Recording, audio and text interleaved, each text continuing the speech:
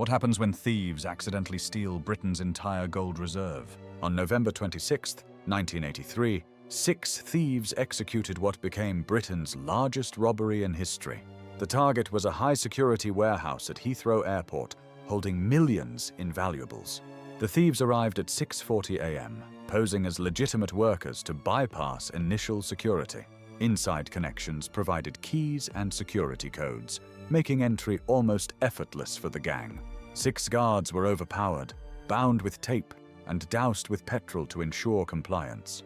They expected cash, but instead found 3 tons of pure gold bullion bars, £26 million worth, equivalent to roughly 90 million in today's currency and value. For 90 frantic minutes, they loaded bar after bar into waiting transit vans outside. By 8:00 a.m., they vanished into London's streets with the largest haul ever stolen. Police arrived to find the traumatized guards and an empty vault worth millions gone forever. Investigators quickly identified the core gang through informants and surveillance footage from nearby locations. Anthony Black, a security guard, provided insider access in exchange for his cut of profit. But the thieves faced an immediate crisis.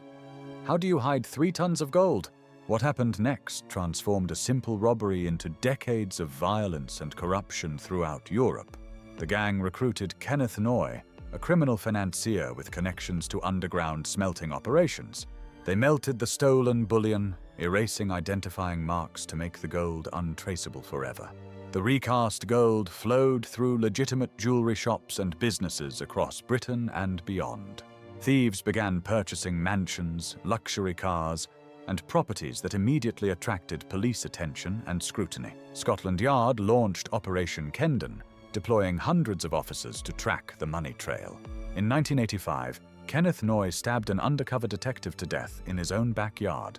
This murder was only the beginning of 18 deaths eventually linked to the robbery. Money launderers moved cash through Spain, Switzerland, and the Channel Islands to obscure origins. Arrests began in 1984, leading to trials that exposed corruption reaching into Scotland Yard. Several officers accepted bribes, leaked information, or actively helped launder the stolen gold bullion. The robbery's proceeds funded drug trafficking, arms dealing, and organized crime across multiple continents. After his trial, Kenneth Noy fled to Spain, where he lived freely for years. In 1996, Noy murdered Stephen Cameron in a road rage incident on Spanish motorways. Murders, disappearances, and suspicious deaths continued for decades after the original robbery and heist. The Brinksmat legacy extends into the present day, shaping organized crime throughout Britain today. Children and associates of the original thieves built criminal empires with the laundered proceeds. Billions in property investments across London were later traced back to the original gold. Of the original £26 million in gold, only a fraction was ever recovered. Investigators estimate that roughly 2/3 of the gold remains missing and unaccounted for today. As recently as 2015, police made arrests connected to laundering the original Brinksmat gold. The robbery inspired countless books, films, and television series exploring the crime and aftermath. Many call it the curse of Brinksmat, given the pattern of violent deaths.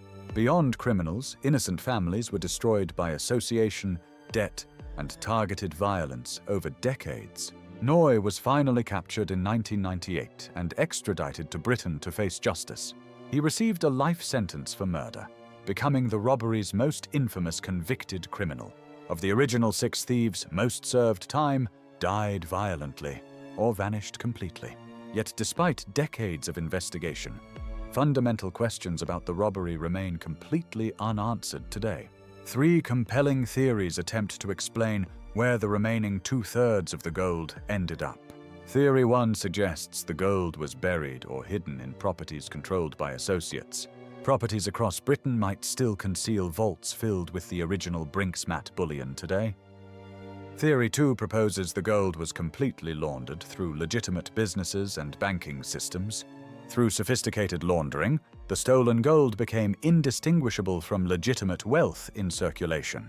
Theory 3 contends the gold-funded international criminal organizations, still operating across multiple countries, drug trafficking, arms dealing, and organized crime may all trace funding back to that warehouse. Each theory has compelling evidence, yet none can be definitively proven with available information. The truth likely involves elements of all three theories working together in complex ways. Scotland Yard maintains an active investigation, following new leads even 40 years after the crime. Which theory do you find most convincing? Hidden reserves, legitimate laundering, or ongoing criminal funding?